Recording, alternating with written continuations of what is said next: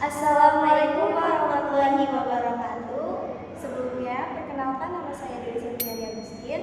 Saya Siti Nur Azizah. Kami dari kelompok 6 akan menyampaikan materi mengenai tauhid dan urgensi bagi kehidupan muslim. Yang pertama itu ada pengertian tauhid yang akan dijelaskan oleh Azizah. Nah, di sini saya akan menjelaskan pengertian tauhid. Tema utama dari akidah Islam adalah iman kepada Allah Subhanahu wa taala. Esensi iman kepada Allah Subhanahu wa taala adalah tauhid, yaitu mengesahkannya baik dalam zat, asma wa sifat maupun perbuatan-perbuatannya atau af'al. Di samping membawa inti ajaran yang sama yaitu tauhid, para nabi dan rasul utusan Allah Subhanahu wa taala juga membawa agama yang sama yaitu Islam. Karena Islam adalah satu-satunya agama dari Allah Subhanahu wa taala. Pemahaman tauhid yang benar bagi seorang muslim sangat penting karena beberapa alasan berikut. Yang pertama, dalam sejarah perjuangan menegakkan Islam, membina tauhid umat adalah hal pertama yang Rasulullah lakukan selama periode Mekah dalam kurun waktu sekitar 13 tahun, kemudian dilanjutkan dengan periode Madinah. Yang kedua, tiap ajaran Islam yang menyangkut ibadah maka yaitu ibadah yang tata caranya diatur secara selalu mencerminkan jiwa tauhid. Yang ketiga, tiap perbuatan yang bertentangan dengan jiwa tauhid yaitu syirik dinilai Allah sebagai dosa paling besar. Nah, yang keempat itu ada tauhid hendaknya direalisasikan dengan senantiasa ikhlas beribadah kepada Allah Subhanahu wa taala, mengingkari tauhid dan membebaskan diri dari syirik. Tauhid merupakan inti dari akidah Islam, inti dari seluruh tatanan atau norma ajaran Islam. Tauhid berasal dari kata wahada, yuhidu, dan tauhidan, yang artinya mengesahkan. Wahid berarti satu dan ahad berarti esa. Secara terminologi, tauhid diartikan sebagai keyakinan akan keesaan Allah Subhanahu wa taala atau keyakinan tentang satu atau esanya Tuhan. Ilmu tauhid dalam agama Islam sama seperti teologi dalam Kristen, Katolik, dan Protestan, yaitu kedua-duanya mempersoalkan zat Tuhan. Bedanya adalah kalau ilmu tauhid mengajarkan bahwa Tuhan itu satu, baik zatnya maupun sifat dan perbuatannya. Maka teologi mengajarkan trinitas, artinya menurut teologi mengajarkan Tuhan itu tiga dalam satu dan satu dalam tiga oknum. Yang dimaksud dengan tiga oknum ialah Tuhan Bapa, Tuhan Anak atau Yesus, dan Roh Kudus. Nah, kemudian di sini saya akan menjelaskan secara sederhana tauhid dapat dibagi dalam tiga tahapan. Yang pertama itu tauhid rububiyah, yang kedua tauhid mulkiyah, dan yang ketiga tauhid ilahiyah. Tauhid rububiyah mengimani Allah sebagai satu-satunya Rabb yang mencakup pengertian Khalik atau Maha Mencipta, Razik Maha Memberi rezeki, Hafiz Maha Memelihara, Mudabbir Maha Mengelola, dan Malik Maha Memiliki. Yang kedua itu tauhid mulkiyah, yaitu mengimani Allah sebagai satu-satunya Raja yang berdaulat bagi seluruh alam, yang mencakup pengertian Malik. Yang ketiga itu tauhid ilahiyah, mengimani Allah sebagai satu-satunya al-ma'bud atau yang disembah. Quran surat Taha 20 ayat 14. Ibadah dalam arti tunduk patuh kepada Allah Subhanahu wa taala dalam seluruh aspek kehidupan. Antara ketiga tahapan tauhid di atas berlaku dua teori atau dalil, yaitu dalil talazum dan dalilut tadamun. Dari talazum atau teori kemestian, maksudnya konsekuensi logis dari tauhid rububiyah adalah tauhid mulkiyah dan tauhid ilahiyah. Seorang yang mengimani Allah sebagai Rabb mestinya harus mengimani Allah sebagai Malik dan seterusnya mengimani Allah sebagai ilah. Yang kedua itu dalilut tadamun atau teori pencakupan. Maksudnya iman dengan tauhid ilahiyah sudah mencakup iman dengan tauhid mulkiyah dan rububiyah. Seseorang yang mengimani Allah sebagai ilah berarti telah mengimani Allah sebagai Malik dan Rabb. Kemudian presentasinya akan dilanjutkan Dewi.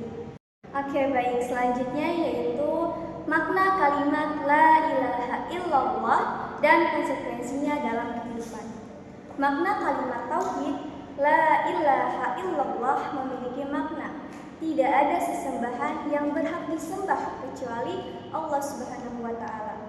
Makna kalimat tauhid la ilaha berarti menafikan atau menolak segala bentuk ibadah kepada selain Allah, dan makna kalimat illallah berarti menetapkan bahwa hanya Allah Subhanahu wa taala yang berhak disembah dan diibadahi. Selanjutnya yaitu mengenai konsekuensi dalam kehidupan. Mengucap dan meyakini kalimat la ilaha illallah memiliki konsekuensi yang luas dan mendalam dalam kehidupan seorang muslim yang meliputi yang pertama itu ada menghindari syirik.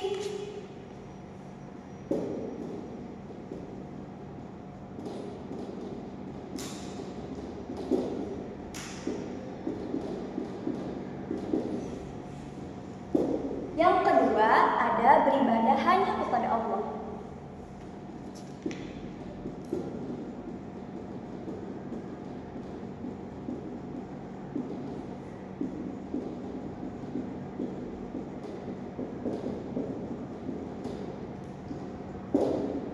Yang ketiga ada mematuhi perintah Allah.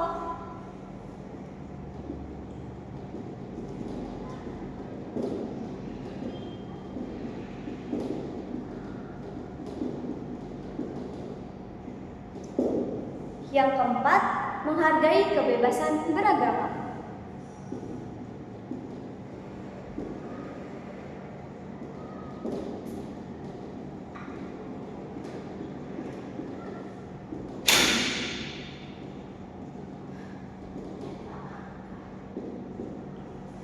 Yang kelima, ada menjaga harta dan darah.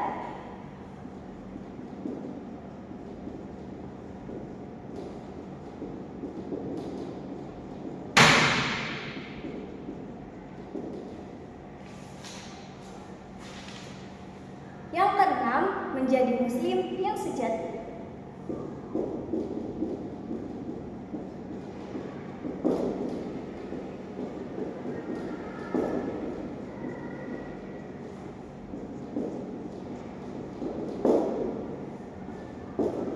Yang ketujuh, berjihad di jalan Allah.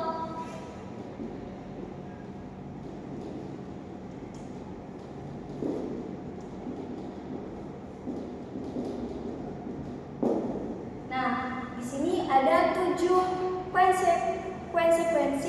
konsekuensi dalam kehidupan seorang muslim. Yang pertama itu ada menghindari syirik. Nah, jadi menghindari syirik itu orang yang mengucap kalimat la ilaha illallah harus menghindari segala bentuk kesyirikan, yaitu seperti membandingkan atau mensandingkan Allah dengan makhluk lainnya. Yang kedua itu ada beribadah hanya kepada Allah.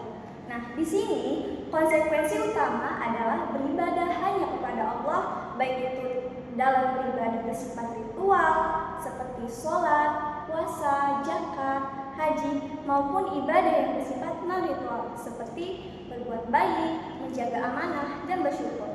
Yang ketiga ada mematuhi perintah Allah. Di sini seseorang yang beriman kepada Allah Subhanahu wa taala juga harus mematuhi segala perintahnya dan menjauhi segala larangan.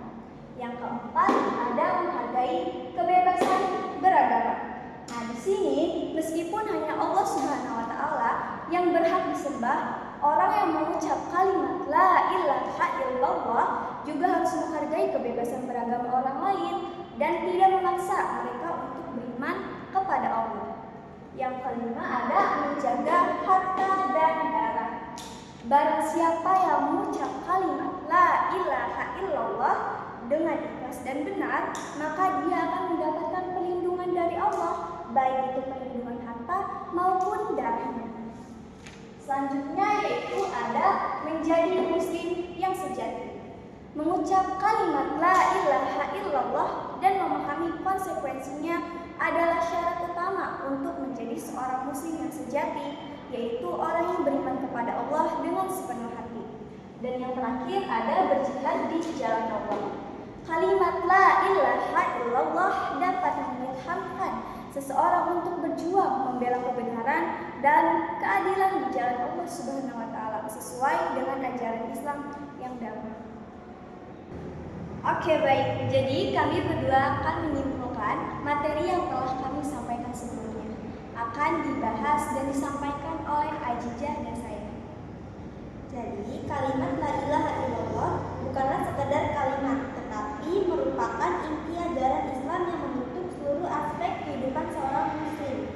Ia merupakan landasan spiritual yang mengarahkan seorang untuk hidup sesuai dengan kehendak Allah SWT dan mencapai kebahagiaan di dunia dan akhirat. Amin.